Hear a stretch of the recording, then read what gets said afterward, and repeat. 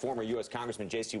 joins us, also Democratic strategist and co-founder of Purple Strategies. Steve McMahon, let's talk about this for a second. I want to go on the Democrat side first, which is to say, how damaged was Hillary last night? And does it matter? The Hillary camp saying it doesn't, that they think that the numbers show that they'll be fine going forward. But as we were discussing before, on issues like trust, in some of the polls, doing terribly. Former Congressman J.C. Well, I think for Democrats and Republicans both, I think you're going to get a little better barometer of the electorate once you go down to South Carolina. You know, candidates got up this morning saying, hey, we've got 48 more of these contests to go. We've just gone through 2. So we've seen Hillary win 1, we've seen Bernie win 1, we've seen Donald win 1, we've seen Ted win 1. So there's 48 more of these to go. And I think South Carolina, I'm not really shaken on either side by what happened last night.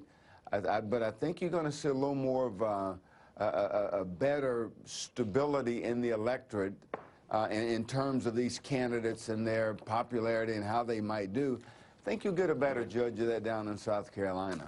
Steve, I mean, you see this. I'm looking at these trust numbers. Only 5%, 91% chose Sanders, 5% chose Hillary Clinton when asked about honesty and trustworthiness. Yeah, no, there's no question. You know, Secretary Clinton's campaign is in a different position today than it was yesterday or the day before, and New Hampshire is the reason for that. Turnout in New Hampshire was at record levels. She lost not only young voters, she lost women voters, which is something that surprised many experts. The independents and first-time voters who came out and voted overwhelmingly for Bernie Sanders. And, you know, what happens to the Democratic side, at least, is once the voting starts, the presidential campaigns are usually about, you know, energy, enthusiasm, and momentum. And right now, most of that is on Bernie Sanders' side. The Democrats now go not to South Carolina, but to Nevada, which is a caucus state. And both campaigns have been stealing for Nevada for some time. It's a more diverse state, as Congressman Watts points out, just like South Carolina is. And it's a much friendlier state for Hillary in terms of the demographic profile of the state. But there's no question that Bernie Sanders has momentum, and that the firewall for the Clinton campaign in New Hampshire, Nevada, and elsewhere, you know, is something they set up, and hopefully, or they're hoping today that it holds. J.C., on the Republican side, is Jeb Bush have a chance? Does this do anything for him at this point? Well, I still think he has a chance, because I think he's got the resources to give himself a little bit of runway. And again, I think South Carolina kind of determines that, because you've got a little more, you've got a little different electorate. You've got evangelical populists down in South Carolina. You've got more of a secular populist probably in New Hampshire. So Donald Trump, I think, probably finds it a little more difficult in a place like South Carolina, where Jeb and Kasich and Cruz and Rubio, those 4 guys, would find it a little more comforting down in South Carolina, if you will. So I don't think it's over for Jeb, but I think he's definitely going to have to, you know, ramp it up a bit going forward in the next couple of primaries. Are we all in agreement, by the way, that Chris Christie is officially, I mean, he hasn't officially yet, but that Christie's out, that Carson's out? Christie sounds like he might be going home, but are these other 2, Carson and Carly Fiorina, actually given up at this point? Well, I don't know that they've given up, but, you know, as they say, it's all over but the tears. I think the voters have spoken. I think the direction for their campaigns, both of their campaigns, is pretty clear. They might not have read the tea leaves yet, but I think everybody else has. How damaged is Rubio?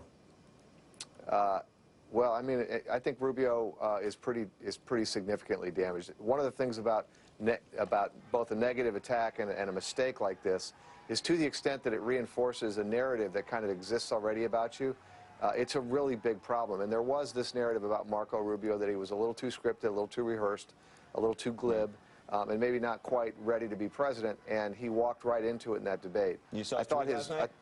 I thought his recovery last night was quite good, though. His statement where he said, "This isn't on you, this is on me, and I'm going to do better." It was I thought he did as well as he could. Congressman Watts, Kasich came in second, but we haven't mentioned him once.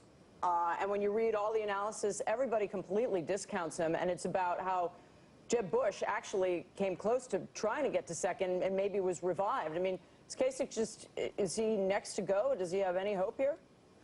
Well, I think, you know, the runway question becomes more it becomes a pretty serious concern. You know, John put a lot of resources into New Hampshire. He didn't do anything in Iowa.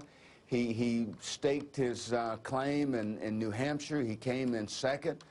Now do you have the ground game and the resources to continue on? As I said at the outset, you've got 48 you've got 48 more places that you've got to go and kind of, you know, put your tent up and say, we're going to compete here. And there's a lot of candidates that Carson probably has the resources, but I think it's probably over for him. Carly's got to take a serious look. Christie's got to take a serious look. Kasich came in second, but does he have the resources to continue on?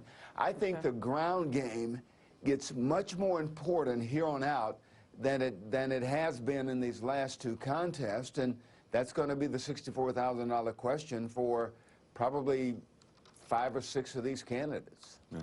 Okay. We're going to thank both of you for the conversation. We appreciate it. We will see what happens, and I'm sure we'll continue to be talking to both of you throughout, well, the next couple of months at this rate. Coming up, fears of